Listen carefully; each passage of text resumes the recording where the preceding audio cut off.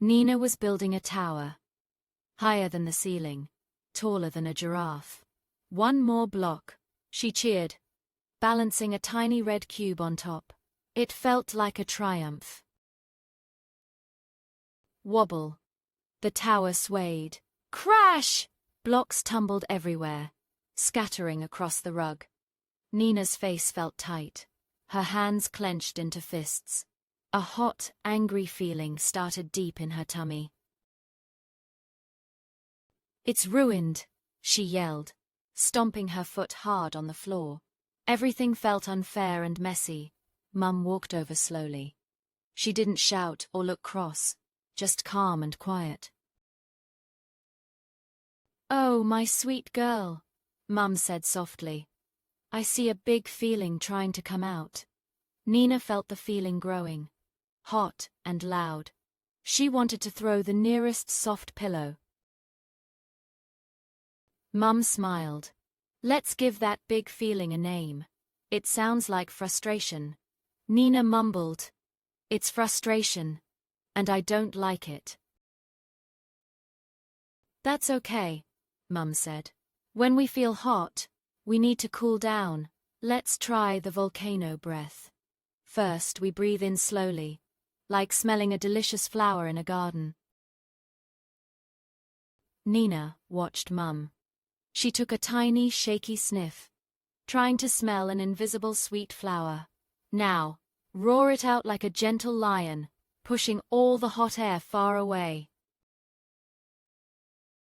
Nina tried. Her roar was small and wobbly, but a puff of air left her cheeks. They did it again. Inhale the cool air, exhale the hot feeling. Slowly, slowly. On the third breath, Nina felt a small shift. Her shoulders dropped a tiny bit.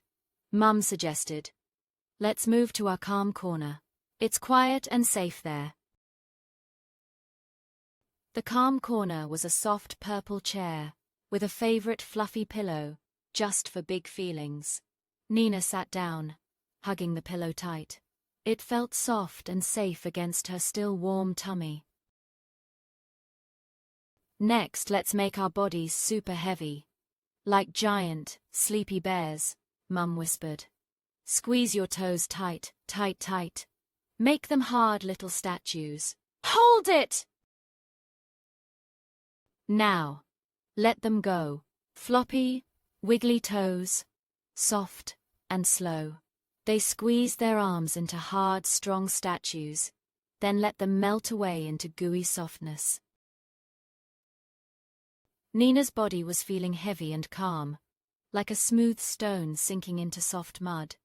Mum asked, her voice low, "Where is the hot feeling now? Is it still big and loud?"